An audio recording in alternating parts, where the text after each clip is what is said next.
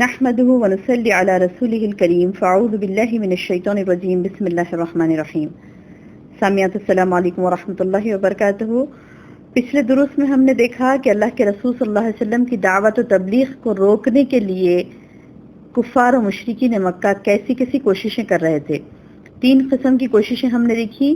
چوتھی آج دیکھتے ہیں انشاءاللہ. چوتھی کوشش انہوں نے یہ کی کہ بیجا بحث اور کٹ حجتی کرنے لگے. بیجا بحث اور کٹ حجتی کرنے لگے.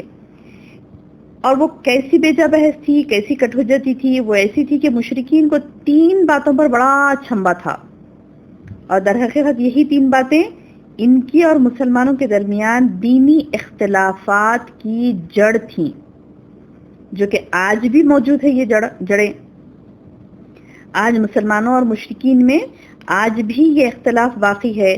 اور یہ اختلاف کس میں ہے؟ ایک تو توحید میں، دوسرے رسالت میں، اور تیسرے موت کے بعد اٹھائے جانے میں. تو نبی صلی اللہ علیہ وسلم کی بعثت کے بعد بھی جب یہ لوگ آپ کی دعوت و تبلیغ کو روک رہے تھے تو اس میں ان کا ایک اہم مدعا یہ تھا کہ آپ صلی اللہ علیہ وسلم سے بیجا بحث کرتے اور کٹ حجتی کرتے. کس بات پر؟ توحید کے معاملے میں، رسالت کے معاملے میں، اور زندگی بعد الموت کے معاملے میں. تیسری اور آخری بات، یعنی ان 3 باتوں میں تیسری اور آخری بات کو پہلے ہم دیکھتے ہیں. وہ کیا ہے کہ موت کے بعد اٹھایا جانا. اس معاملے میں ان کے پاس تعجب، اچھمبے اور عقل کی کمی کے سوا کچھ نہ تھا. وہ کہتے تھے کہ بھلا جب ہم مر کر مٹی اور ہڈی ہو جائیں گے تو کیا ہمیں اٹھایا جائے گا؟ بھلا ہمارے پچھلے باپ دادا بھی زندہ کیے جائیں گے؟ سب زندہ کیے جائیں گے؟ اور یہ کہتے کہ یہ تو ایسی واپسی تو بعید از عقل ہے، یعنی یہ تو عقل میں سمانے والی بات ہی نہیں لگ رہی ہے. اور وہ یہ بھی کہتے کہ آؤ ہم تمہیں ایک آدمی کا پتہ بتائیں جو تمہیں یہ خبر دیتا ہے کہ جب تم ایک دم ریزہ ہو جاؤ گے تو پھر نئے سرے سے پیدا کر دیے جاؤ گے. سمجھ میں نہیں آتا ہے وہ اللہ پر جھوٹ گڑ رہا ہے یا پاگل ہے. نعوذ باللہ من ذالک. کیسی باتیں ہیں دیکھیے ان کی، کیسی باتیں کہتے کہتے کہ یا تو وہ اللہ پر جھوٹ گڑ رہا ہے یا پھر پاگل ہے. نعوذ باللہ. یہ کس کو کہہ رہے ہیں؟ وقت کے رسول کو. اللہ اکبر. اور ایک کہنے والے نے یہ بھی کہا کہ کیا موت آئے گی پھر اٹھائے جائیں گے، پھر حشر ہوگا. یہ تو سب خرافات ہیں. یعنی اس قسم کی الگ الگ باتیں کرتے، کوئی کچھ کہتا کوئی کچھ کہتا. تو پھر اللہ پاک نے کیا کیا؟ ان تمام باتوں کا جواب دیا. قرآن کی کئی آیتیں ہیں بہنوں جس میں اللہ تعالیٰ نے اس بات کا کفار و مشرکین کو الگ الگ طریقے سے، جس طریقے سے وہ لوگ سوالات اٹھاتے تھے، اللہ پاک نے ہر بات کا جواب دیا. ان جوابات کا خلاصہ کیا ہے جب ہم دیکھتے ہیں تو اس خلاصے میں کیا کہتے ہیں اللہ سبحانہ وتعالیٰ کہ ظالم اپنے ظلم کی سزا پائے بغیر اور مظلوم ظالم سے اپنا حق وصول کیے بغیر گزر جاتا ہے، یعنی مر جاتا ہے. اسی طرح احسان کرنے والا نیکوکار اپنے احسان اور نیکی کا بدلہ پانے سے پہلے، اور برائی کرنے والا بدکار اپنی برائی و بدی کی سزا پانے سے پہلے اگر مر جاتا ہے. اب اگر موت کے بعد کوئی ایسا دن نہ ہو جس میں لوگوں کو زندہ کر کے ظالم سے مظلوم کا بدلہ لیا جائے، اور احسان کرنے والے نیکوکار کو انعام اور فاجر و بدکار کو سزا، اگر اس قسم کا دن نہ ہو تو پھر بے فیض ہے. یعنی انصاف جو اللہ سبحانہ و تعالیٰ کا بہت بڑا، یعنی اللہ تعالیٰ بہت بڑا منصف ہے، بہت بڑا انصاف کرنے والا ہے. تو پھر یہ کب ہوگا انصاف؟ احسان کرنے والا نیکی کرنے والے کو انعام کب ملنا چاہیے؟ فاجر و فاسق بدکردار آدمی ہے اور اس کو سزا سے پہلے ہی یعنی موت واقع ہو جا رہی ہے اس کی، جو بہت ظلم کیا اس نے اور پھر وہ مر گیا. اب اس کی ظلم کی سزا کیسے دیے جائے اسے؟ تو اللہ تعالیٰ عدل و انصاف والا ہے. اور اللہ تعالیٰ یہ فرماتا ہے سورۃ القلم میں، کیا ہم مسلمانوں یعنی اپنی اطاعت شعاروں اور فرما برداروں کو مجرموں جیسا ٹھہرائیں گے؟ تمہیں کیا ہو گیا ہے؟ تم کیسے فیصلے کر رہے ہو؟ اور ایک جگہ فرمایا سورہ صاد میں کہ ام نجعل الذین آمنوا وعملوا الصالحات کالمفسدین فی الارض ام نجعل المتقین کالفجار. کیا ہم ایمان لانے والوں اور نیک عمل کرنے والوں کو زمین میں فساد مچانے والوں جیسا ٹھہرائیں گے؟ کیا ترجمہ ہے اس کا؟ ام نجعل الذین آمنوا وعملوا الصالحات. کیا ہم ایمان لانے والے اور عمل صالح کرنے والوں کو زمین میں فساد مچانے والوں جیسا ٹھہرائیں گے، یا کیا ہم پرہیزگاروں کو بدکاروں جیسا ٹھہرائیں گے؟ یہ سوال کر رہے ہیں اللہ پاک. ایسے ہو سکتا ہے کہ نہیں ہو سکتا؟ ام حسب الذین اجتربوا، اور ایک جگہ فرمایا اللہ نے سورۃ الجاسیہ میں، سورۃ الجاسیہ کی آیت نمبر 21 میں اللہ تعالیٰ فرماتا ہے کیا جن لوگوں نے برائیاں کما رکھی ہیں وہ سمجھتے ہیں کہ ہم انہیں ایمان لانے والوں اور نیک اعمال کرنے والوں جیسا ٹھہرائیں گے؟ کیا ان سب کا جینا مرنا یکساں ہوگا؟ برا فیصلہ ہے جو یہ لوگ کر رہے ہیں. یعنی اللہ پاک خود سوال کرتے ہیں اور اس کا جواب دے کر کہتے ہیں کہ یہ تو بہت برا فیصلہ ہے جو یہ کر رہے ہیں. کیا فیصلہ کر رہے ہیں؟ یہ کہہ رہے ہیں کہ کچھ ہونے والا نہیں ہے، اعمال کا بدلہ کچھ نہیں ہے. تو نعوذ باللہ اللہ تعالیٰ اس کا جواب دے کے کہتے ہیں کہ کیسے فیصلے کر لے رہے ہیں اپنے آپ میں اور کہہ رہے ہیں کہ بدلہ نہیں ہوگا. ضرور ہوگا، نیکی کا بدلہ اچھائی سے دیا جائے گا اور برائی کا بدلہ سزا کے طور پر دیا جائے گا. وہ کفار مشرکین کہتے تھے نا کہ کیسے ممکن ہے، یعنی اللہ تعالیٰ بھیڑ سے پورا ہم کو کیسے پیدا کرے گا؟ تو اللہ تعالیٰ خود اس کا جواب دیتے ہیں سورۃ النازعات میں، انتم اشد خلقا ام السماء بناہا، ام انتم اشد خلقا ام السماء بناہا، کیا تمہاری پیدائش زیادہ سخت ہے یا آسمان کی؟ اللہ تعالیٰ فرما رہے ہیں، پوچھ رہے ہیں بندے سے کیوں کہہ رہے ہو کہ تم بہت ہی مشکل ہے، کیسے ہوگا؟ نہیں، بلکہ تمہاری پیدائش آسان ہے یا آسمان کی؟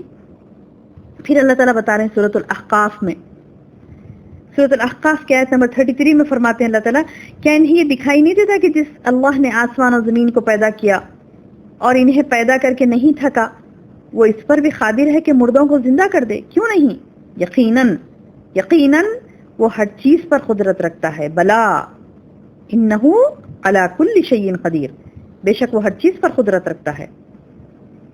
اور پھر اللہ تعالیٰ آگے فرماتے سورۃ الواقعہ میں دیکھیے، وَلَقَدْ عَلِمْتُمُ النَّشْأَةَ الْأُولَى فَلَوْلَا تَذَكَّرُونَ، تم پہلی بار کی پیدائش کو تو جانتے ہی ہو، پھر بات کیوں نہیں سمجھتے؟ یعنی الگ الگ انداز سے اللہ تعالیٰ نے انہیں سمجھایا. جب انہوں نے کہا کہ نہیں ہم دوبارہ پیدا نہیں ہوں گے تو الگ الگ انداز سے دیکھیے. اور ایک جگہ سورۃ الانبیاء میں کیا فرمایا اللہ نے، ہم نے جس طرح پہلی بار شروع میں پیدا کیا تھا اسی طرح دوبارہ پلٹا کر بھی پیدا کریں گے، ہمارے ذمے یہ وعدہ ہے اور ہم اسے ضرور کر کے رہیں گے. سورۃ الانبیاء کی آیت نمبر 104 میں اللہ تعالیٰ فرماتا ہے کما بدأنا اول خلق نعیدہ وعدا علینا انا کنا فاعلین، ہم نے جس طرح پہلی بار شروع میں پیدا کیا تھا اسی طرح دوبارہ پلٹا کر بھی پیدا کریں گے، یہ ہمارے ذمے یہ وعدہ ہے اور ہم اسے کر رہیں گے.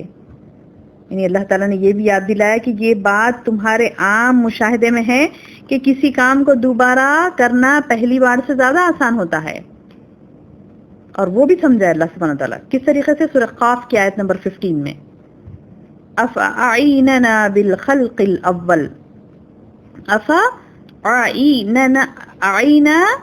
افاعینا بالخلق الاول، اس آسمان و زمین درخت پودے جو بھی اللہ نے پیدا کیا ساری کائنات کو پہلی بار پیدا کر کے کیا ہم تھک گئے ہیں کہ دوبارہ پیدا نہیں کر سکتے؟ کیا فرمایا اللہ نے، اس آسمان و زمین درخت پودے تمام خلق کہتے ہیں تمام خلق، اس تمام خلق کو پہلی بار پیدا کر کے کیا ہم تھک گئے ہیں کہ اسے دوبارہ پیدا نہیں کر سکتے؟ اللہ تعالیٰ سوال کرتے ہیں سورۃ القاف میں. پھر آگے فرماتے ہیں بل ہم فی لبس من خلق جدید، یعنی اسی آیت کا کنٹینیوشن ہے. کہتے ہیں کہ بلکہ حقیقت صرف اتنی ہے کہ وہ نئی پیدائش کے سلسلے میں التباس کا شکار ہیں، مختلف چمگوئیاں کر رہے ہیں. یہاں تک کہ جہاں دوسری بات یعنی یہ بات جو خلق جدید کی بات کہتے ہیں تو کہتے ہیں کیسے ہوگا، تو اللہ تعالیٰ نے کیا کیا، الگ الگ طریقے سے اللہ تعالیٰ نے اس چیز کو سمجھایا، الگ الگ طریقے سے سمجھایا. دیکھیے کتنی آیتیں میں نے آپ کو بتائی. سورہ قاف کی آیت نمبر 15 اس کی تفسیر دیکھیے اللہ تعالیٰ نے کیسے سمجھایا بندے کو دوبارہ پیدائش کے بارے میں، انسان کی دوبارہ پیدائش کے بارے میں.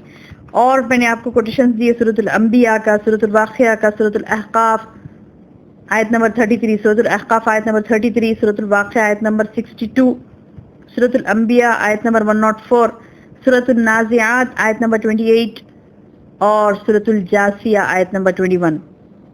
سورۃ اور کون سا بنا القلم جو پہلے میں نے آپ کو بتایا پہلی آیت، سورہ قلم کی آیت نمبر 35-36 اور سورہ صاد کی آیت نمبر 28.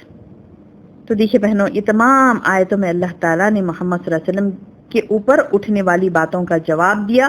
جو آپ صلی اللہ علیہ وسلم اٹھ رہی تھی یہ باتیں کہہ رہے تھے کفار و مشرکین کہ کیسے ہوگا, ممکن نہیں ہے یہ دوبارہ پیدا کرنا, تو اللہ تعالیٰ نے ہر طریقے سے ان کے شکوک و شبہات کا ازالہ کیا, جواب دیا. تو ہم اللہ کی ذات پر یہ بھروسہ رکھیں کہ اللہ سبحانہ و تعالیٰ نے ہر بات کا جواب جو کچھ کفار و مشرکین کی طرف سے آ سکتا ہے دعوت و تبلیغ میں, اللہ تعالیٰ نے ہر بات کا جواب دے دیا. تا قیامت تک یہ جوابات محفوظ ہیں. اگر کوئی مشرک, اگر کوئی کافر اسلام کے خلاف ایسی باتیں کرتا ہے یا پھر اس قسم کے سوالات اٹھاتا ہے تو قرآن ہمارے لیے دلیل ہے. اللہ پاک کی باتیں جو اللہ سبحانہ و تعالیٰ نے سمجھا کر الگ الگ انداز سے ان کے دماغ کو صاف کیا ہے کفار و مشرکین کے.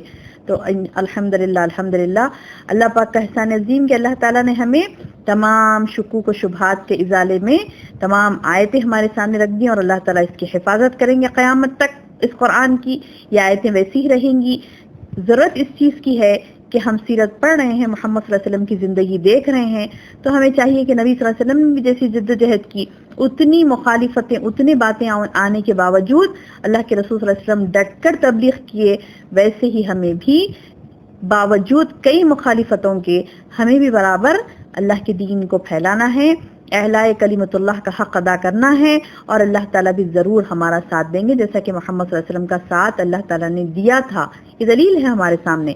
جب ہم سیرت پڑھ رہے ہیں تو انشاءاللہ سیرت کے ایک ایک پہلو کو سمجھیں گے اور اس پر عمل کرنے کی کوشش کریں گے. اللہ تعالیٰ سے دعا ہے کہ اللہ تعالیٰ ہمارے عزائم میں پختگی عطا فرمائے, اور اللہ تعالیٰ سے دعا ہے کہ اللہ تعالیٰ ہمیں استقامت دے, دین کا کام کرنے کی توفیق دے. آمین یا رب. السلام علیکم ورحمۃ اللہ وبرکاتہ.